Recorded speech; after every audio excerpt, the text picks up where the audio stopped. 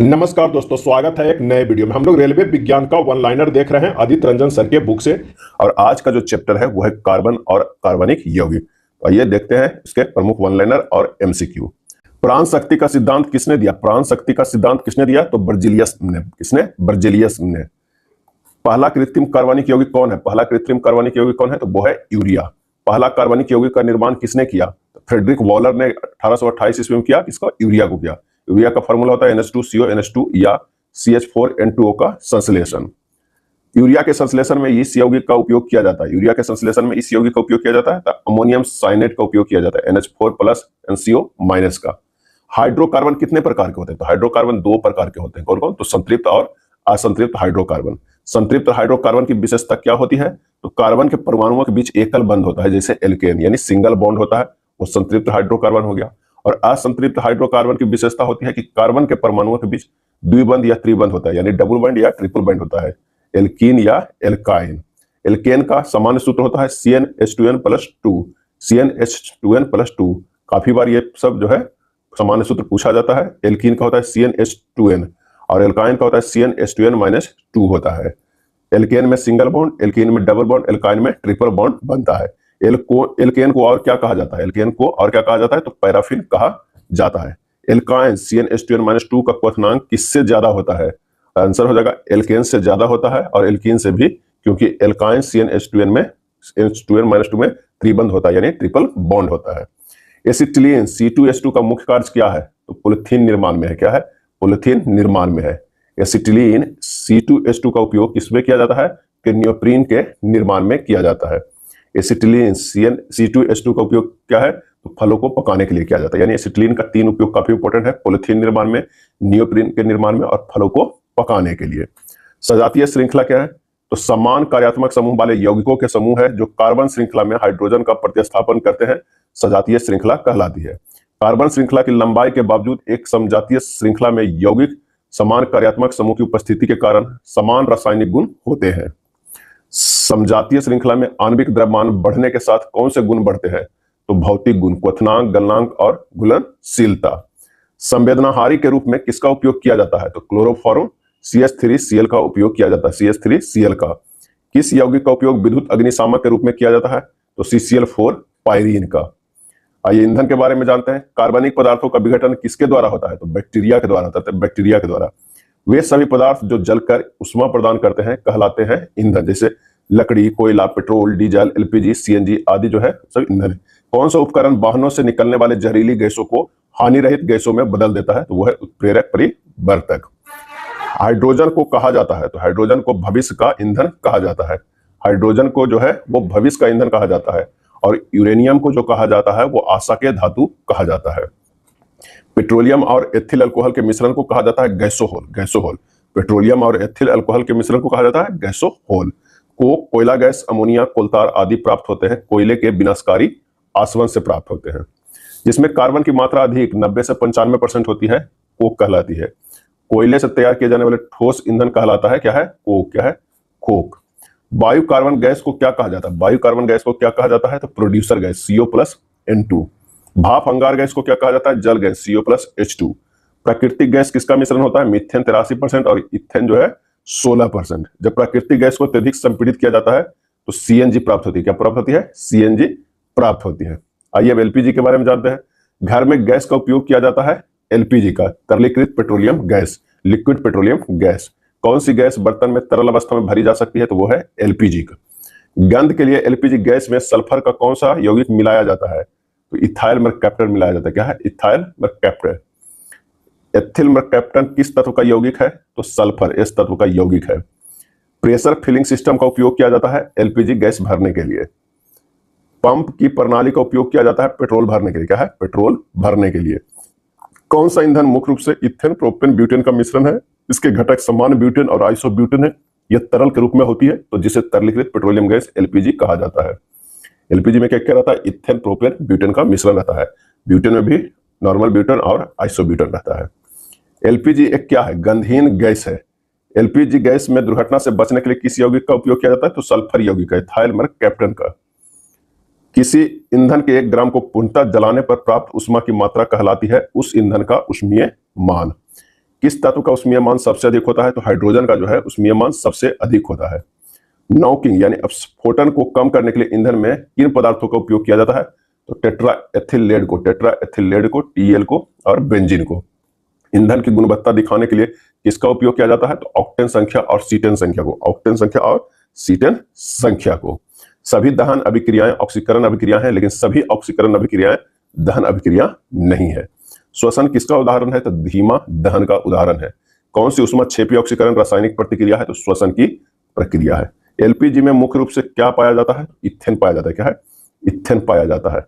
CNG के मुख्य रूप से क्या पाया जाता है? सीएनजी में तो मीथेन पाया जाता है। सीएनजी में मुख्य रूप से ध्यान रखिएगा मीथेन पाया जाता है। एलपीजी में मुख्य रूप से ब्यूटेन पाया जाता है या इथेन पाया जाता है। ये काफी इंपॉर्टेंट। एलपीजी में इथेन पाया जाता है, अगर इथेन ना दिया हो तो ब्यूटेन रहता है, और सीएनजी में मीथेन पाया जाता है मुख्य रूप से। वे कार्बनिक यौगिक जिनका आणविक सूत्र समान होता है लेकिन संरचनात्मक सूत्र भिन्न होते हैं कहलाते हैं समावयवी यानी आइसोमर्स कहलाते हैं। जैसे ब्यूटेन है, CH4H10 में 2 समावयवी है, आइसोमर्स है, समान ब्यूटेन और आइसो ब्यूटेन है। असंतृप्त हाइड्रोजन के जलने पर कौन सा रंग की ज्वाला निकलती है? तो पीला रंग के। असंतृप्त हाइड्रोजन के जलने पर कौन सा रंग की ज्वाला निकलती है? तो पीला रंग। भोपाल गैस त्रासदी किस गैस की वजह से हुई थी? काफी बार पूछा भी गया है, आगे भी पूछे जाने का उम्मीद है। Methyl isocyanide. किस गैस को मार्स गैस कहा जाता है? तो मीथेन को, CH4 को। किस गैस को फायर डंप कहा जाता है? तो मीथेन, CH4 को। कोयला खदानों में विस्फोट के लिए किस गैस के मिश्रण का उपयोग किया जाता है? तो मार्स गैस को, CH4 को। प्राकृतिक गैस में मुख्य रूप से कौन सी गैस पाई जाती है? तो मीथेन, CH4। अल्कोहल का क्रियात्मक समूह क्या है? OH है। क्या है? OH है। किस अल्कोहल को वुड स्प्रिट भी कहा जाता है? वुड स्प्रिट भी कहा जाता है, यानी लकड़ी का जो है स्प्रिट कहा जाता है, तो वो है मिथाइल अल्कोहल, CH3OH। कौन सी शराब पीने के लिए जहरीली होती है? कौन सी शराब पीने के लिए जहरीली होती है? तो मिथाइल अल्कोहल, CH3OH। इथेनॉल की सोडियम के साथ प्रतिक्रिया के से कौन सी गैस उत्पन्न होती है? तो hydrogen gas, H2। 2NH, 2CH3, CH2OH, 2CH3, CH2ONA plus H2। खाद्य पदार्थों को परिरक्षित करने में किसका उपयोग किया जाता है? तो बेंजोइक अम्ल के, C6H5ONA। ओइक अम्ल का क्रियात्मक समूह क्या है? COOH। चींटी के डंक में कौन सा अम्ल पाया जाता है? तो फार्मिक एसिड, HCOOH। सिरका में कौन सा अम्ल पाया जाता है? सिरका में एसिटिक अम्ल, CH3COOH। गुर्दे की पथरी के निर्माण के लिए कौन सा अम्ल उत्तरदायी है? तो वो है ऑक्जेलिक अम्ल। क्या है? ऑक्जेलिक अम्ल। गुर्दे की पथरी में कौन सा यौगिक पाया जाता है? तो कैल्शियम ऑक्जेलेट। क्या है? Calcium oxalate. एस्टर में कौन सी गंध पाई जाती है? तो फलों की गंध। क्या है? फलों की गंध। डाई इथाइल ईथर एक एस्टर का उपयोग संवेदनहारी के रूप में किया जाता है। International union of pure and applied chemistry IUPAC द्वारा अनुशंसित कार्बनिक रासायनिक यौगिकों की विधि को कहा जाता है IUPAC नाम कहा जाता है। किस समूह का सामान्य नाम और आणविक नाम एक समान होते हैं? तो वो है एल्केन समूह का। और किस कार्बनिक यौगिक में इसके CC परमाणुओं के बीच वैकल्पिक दोहरा बंध होता है? तो वो है एरोमेटिक हाइड्रोकार्बन। किस सुगंधित यौगिक का उपयोग विस्फोट के रूप में किया जाता है? तो वो TNT को trinitrotoluene, TNB trinitrobenzene. Benzoic अम्ल का उपयोग क्या है? बेंजोइक अम्ल का उपयोग क्या है? तो एक खाद्य परिरक्षक के रूप में है। किस यौगिक का उपयोग कीटाणुनाशक के रूप में किया जाता है? तो DDT डाइक्लोरोडिफेनिल ट्राइक्लोरोइथेन। किस सुगंधित यौगिक का उपयोग जिमेक्सिन के रूप में किया जाता है? तो BHC बेंजीन हेक्साक्लोराइड। RDX का फुल फॉर्म क्या है? रिसर्च डिपार्टमेंट एंड एक्सप्लोसिव या रॉयल डिमोलिशन एक्सप्लोसिव। डायनामाइट की खोज किसने की है? Alfred Nobel. इन्हीं की याद में नोबेल पुरस्कार दिया जाता है। डायनामाइट बनाने में किसका उपयोग किया जाता है? TNG का। क्या है? ट्राई नाइट्रोग्लिसरीन का उपयोग किया जाता है, ट्राई नाइट्रोग्लिसरीन का। किस यौगिक में घटक समान होते हैं लेकिन संरचना और गुण भिन्न होते हैं? तो समावयवी कहलाता है। किस यौगिक में घटक समान होते हैं लेकिन संरचना और गुण भिन्न होते हैं? तो समावयवी में। अगला है जैसे एग्जाम्पल इथेन ईथर। क्या है? Ethane ether. यौगिक जिनका आणविक सूत्र C2H6O होता है उसके कौन कौन से समावयवी होते हैं? तो डाई मिथाइल ईथर यानी CH3O CH3, और इथेनॉल भी कर सकते हैं CH3CH2OH। जब कोई अभिकारक किसी असंतृप्त हाइड्रोकार्बन के साथ संयोजित होता है तो ऐसी प्रतिक्रिया क्या कहलाती है? तो वो है संयोजन अभिक्रिया।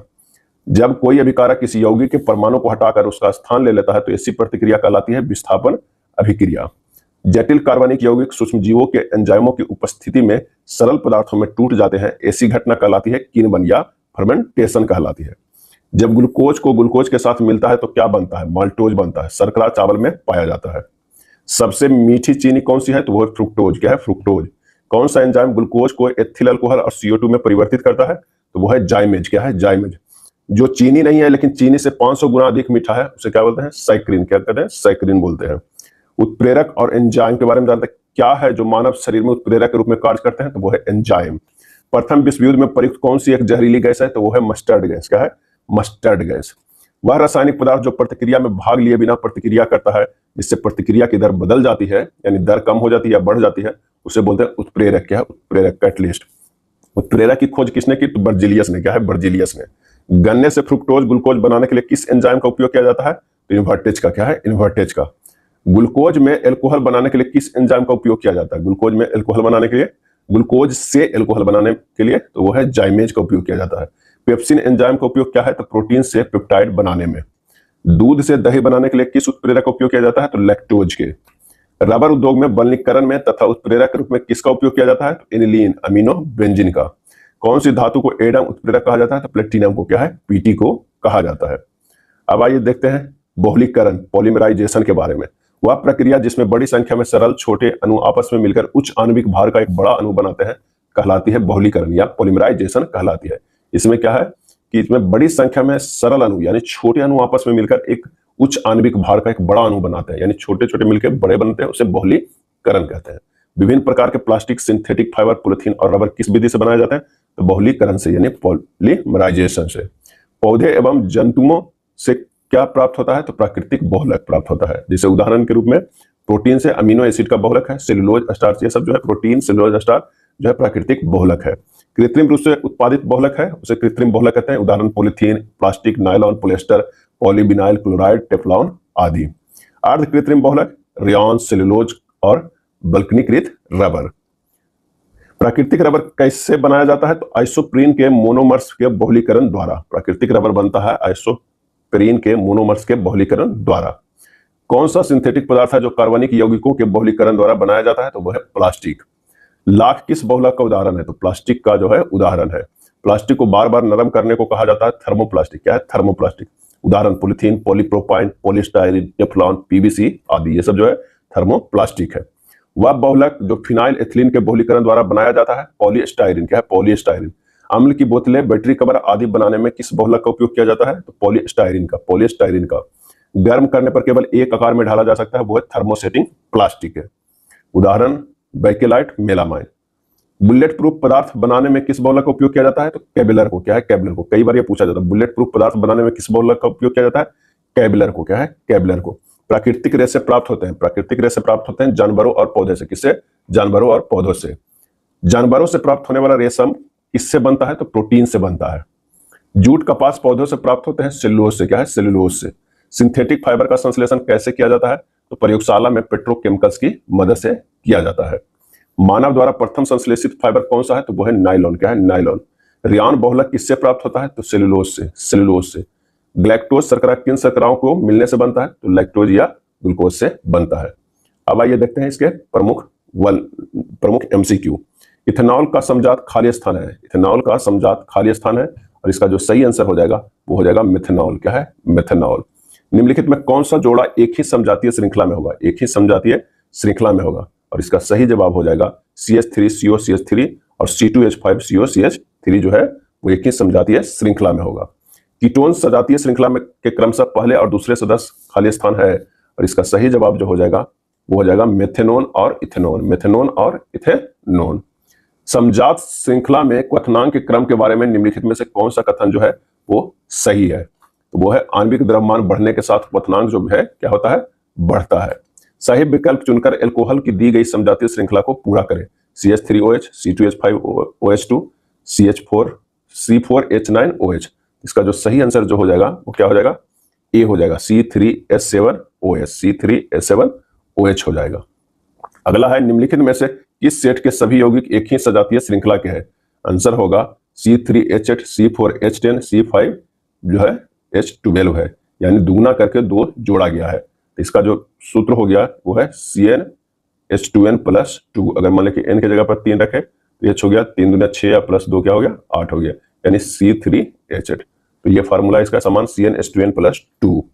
नेक्स्ट है सजातीय श्रृंखला के निम्नलिखित यौगिकों में से किसका क्वथनांक सबसे कम है?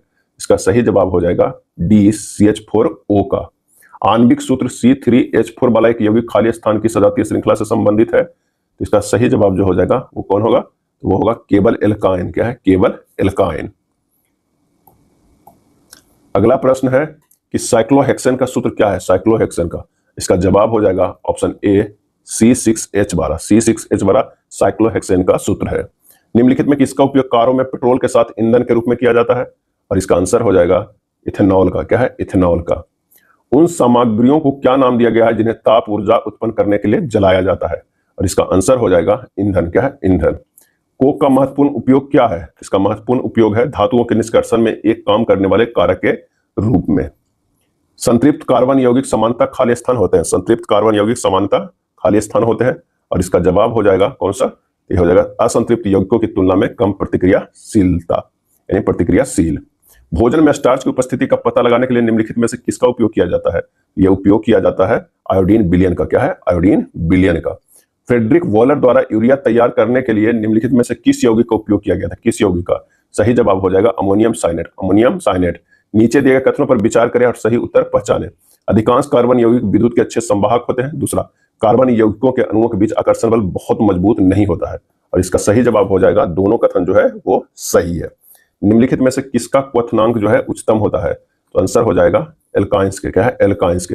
वे हाइड्रोकार्बन जिनमें दो कार्बन परमाणुओं के बीच दोहरा बंधन होता है कहलाता है। इसका सही जवाब हो जाएगा असंतृप्त कार्बनिक यौगिक। मीथेन में कितने एकल बंधन मौजूद हैं, इसका सही जवाब हो जाएगा वो हो जाएगा B4।